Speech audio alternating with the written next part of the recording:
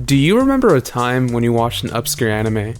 Did you feel that slight edge over having watched something so niche? I think you all know that feeling I'm talking about.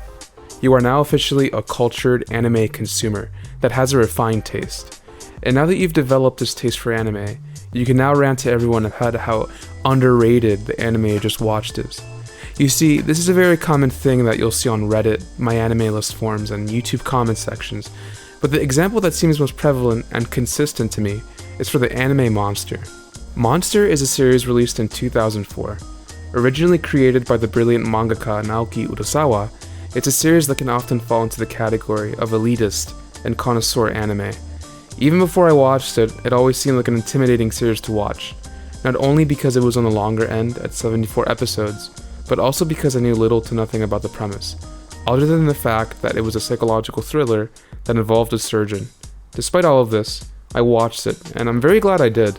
It became an all-time favorite, and dare I say, my all-time favorite piece of media, tied with March Comes In Like a Lion. I quickly found myself reading about how underrated and underappreciated it was, and I found myself subconsciously repeating the sentiment. I think this largely has to do with the comparison to Death Note. Both are psychological thrillers with great writing and animation from Madhouse, but Monster feels like the underdog that doesn't get as much attention, yet manages to be just as good, if not better, in terms of being one of the most intricately written crime/psychological thrillers across any medium. Another factor is accessibility. Death Note is widely available on Netflix and even aired on Adult Swim, while Monster is literally inaccessible due to the fact that no streaming service has had the licensing rights. Besides having aired on the channel Sci-Fi, Besides having aired on the channel Sci-Fi and being on Amazon Prime for a brief period, you have to either illegally stream or torrent the anime. Because of this, it's developed a cult following, with people being forced to illegally stream and torrent the anime, yet its reputation remains one of prestige and brilliance. But wait, Monster just got released on Netflix on January 1st? Everyone, please do me a favor and watch it. There's only 30 episodes out of 74, and it has some slight compression, and it doesn't really have the English dub, which is really good, but it makes me quite happy to see it finally being accessible to the public on a legal streaming platform. With the MyAnimeList score of 8.85 and a ranking of 25 on MyAnimeList, and an even higher ranking of the 17th highest rated anime on AniList, Monster is far from underrated. So why do people keep repeating this statement without fail? Well, that's largely because of the kind of anime it is. I think there's this need to compartmentalize media and ultimately label it as either mainstream or underrated, but there exists a middle ground.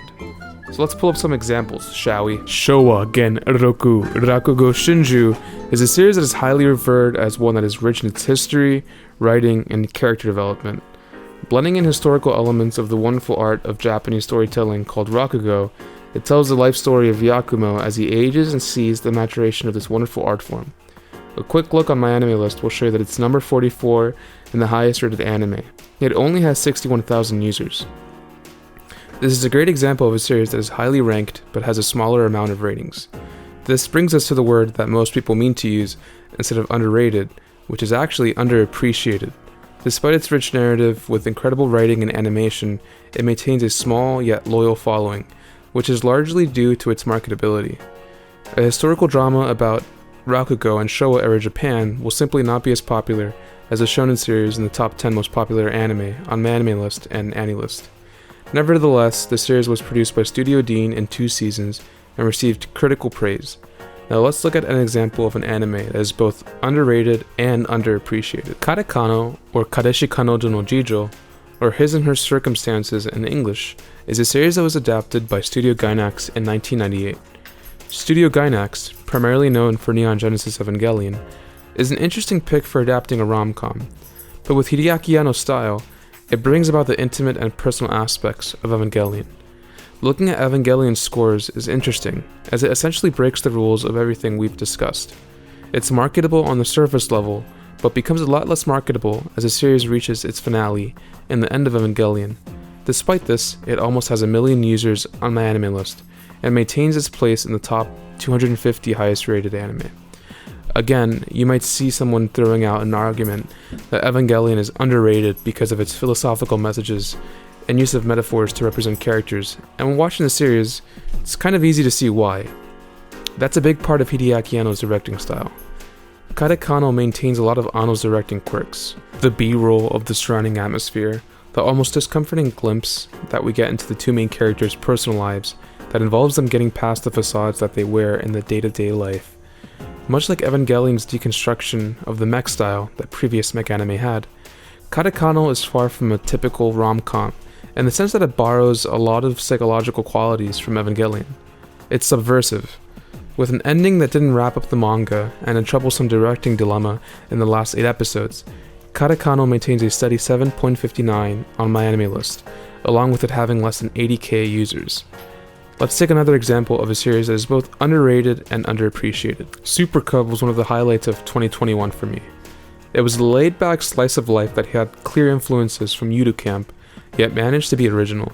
It showed the life of a motorcycle enthusiast, and the joys that come from just riding with friends, along with the loss of family, and the feelings that come with it.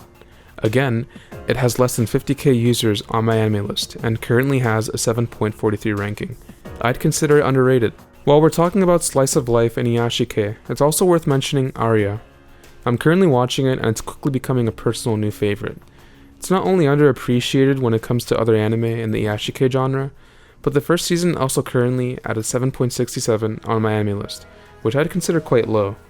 While the sequels do have a higher rating, it's interesting to see that the number of viewers that have viewed it do drop considerably.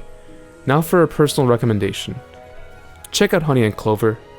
It's a very underappreciated anime that has so many positive life lessons that anyone who's attended college can relate to. It's made by the same mangaka that made Sangatsu no Lion, Chika Umino, so it has a lot of similarities in both art style and themes. Alright, let's pull up a movie example to spice things up. A film for those who enjoy the finer things in life. Have you ever heard of a little Disney movie called Treasure Planet?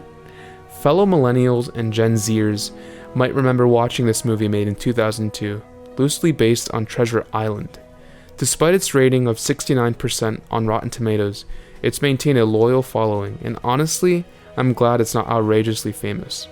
It showed the transition between the hand-drawn 2D animation that Disney experienced during their Renaissance era, and the new world of CGI that they're currently in. There was this interesting era of animated movies that came out in the early 2000s that just don't get enough love. But why does this matter? To answer that, we first need to understand why things are ranked the way that they are. There's a reason why Fullmetal Alchemist Brotherhood and Attack on Titan are constantly fighting for its top position. Besides marketability, they're just solid shows. In terms of animation, presentation, music composition, and writing, they strike a chord with fans all across the medium and beyond. They just know how to execute things. I think it's awesome that you can find something like Monster and Sangatsu no Lion be right next to Hunter x Hunter and Steins Gate in terms of rating. It shows that at the end of the day, a ranking or rating is not determined by its popularity. You can be a hipster and enjoy normie anime, and you can be a normie and enjoy elitist anime. Those terms should ultimately have no weight in the subjective experience of you watching a piece of media. So yes, underrated can be a good word to use, but it needs to have context. It's underrated, but in relation to what? It's overrated, but with what grounds? If you're saying that it's underrated in comparison to the big 3 shonen, or Attack on Titan, or Fullmetal Alchemist Brotherhood, then there's never going to be a fair comparison. You can look at the objective qualities of an anime that make it good, and you can look at the subjective qualities that make it good on a personal level, but ultimately, I think it boils down to just one thing: fun. Are you able to say that you're having fun when watching a series? And this extends to movies, video games, activities, and really anything you do in life. If what you're doing gives you joy, as long as it's legal and within reason, then keep doing it. Ultimately, you have the freedom to call whatever you want underrated and give it your own subjective value, but I hope this video gave some insight into what the word actually means and why people use it the way that they do to describe anime and media. So in conclusion, just because something is a hidden gem and hasn't been watched by many people doesn't make it underrated, and conversely, just because something has been watched by a lot of people doesn't necessarily make it overrated. I think that's about all I have to say. Now let me tell you about the super underrated anime I watched recently called Attack on Titan.